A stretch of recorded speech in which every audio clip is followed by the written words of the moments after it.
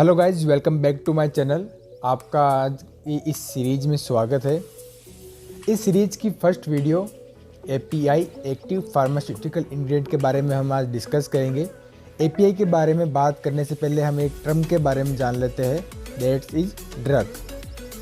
यहाँ ड्रग वो वाली नहीं है जो मूवीज़ के अंदर दिखाई जाती है। Drug means medicine. मतलब जो भी मेडिसिन हम मार्केट से परचेज करते हैं, like tablet, capsule, ointment, injection, syrup, ये सारी मेडिसिन है जो दो पार्ट से बनी होती है। पहला हो गया एक्टिव फार्मास्यूटिकल इंग्रेडिएंट एपीआई और दूसरा हो गया एक्सिपिएंट। इंग्रेडिएंट और एक्सिपिएंट दो पार्ट से मेडिसिन बनती है। तो जो एक्टिव फार्मास्यूटिकल इंग्रेडिएंट होता है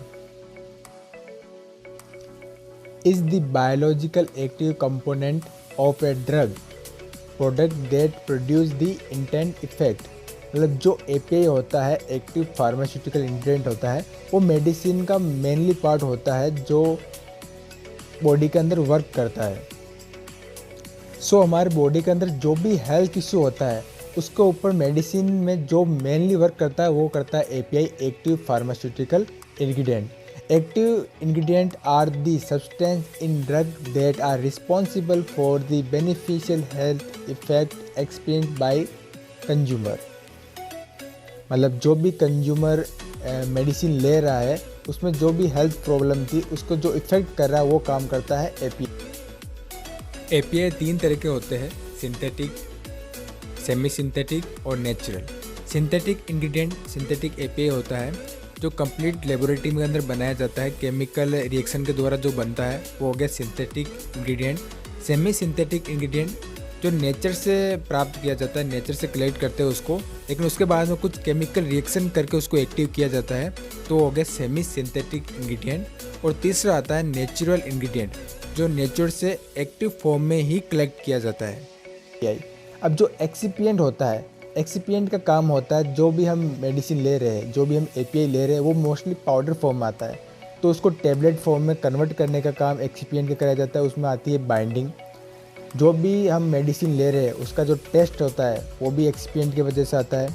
अब जो टैबलेट कैप्सूल का कलर डिसाइड होता है वो भी एक्सिपिएंट डालने पे होता है।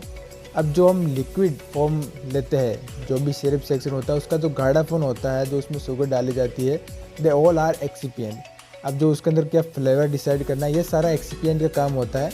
एक्सिपिएंट होता है कि जिससे हम ड्रग को अपने बॉडी के अंदर इंजेक्ट कर सके, वो होता है एक्सिपिएंट। और जो मेन हेल्थ के ऊपर जो इशू है उसके ऊपर जो काम करता है वो करता है एपीआई, एक्टिव फार्मास्यूटिकल इंग्रेडिएंट। अगर हम एपीआई के प्रोडक्शन की बात करें तो एपीआई का लार्जेस्ट प्रोडक्शन चाइना में किया जाता है, उसके बाद में इंडिया के अंदर होता है।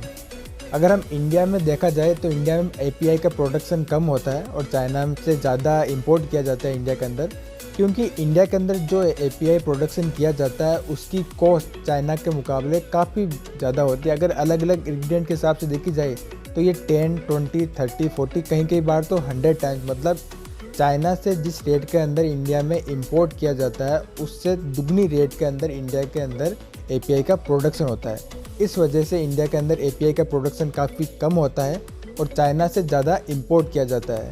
अगर 2022 की अगर रिपोर्ट देखी जाए तो 35,000 करोड़ का एक्टिव फार्मास्यूटिकल इंग्रेडिएंट केवल चाइना से इंडिया में इंपोर्ट किया गया है।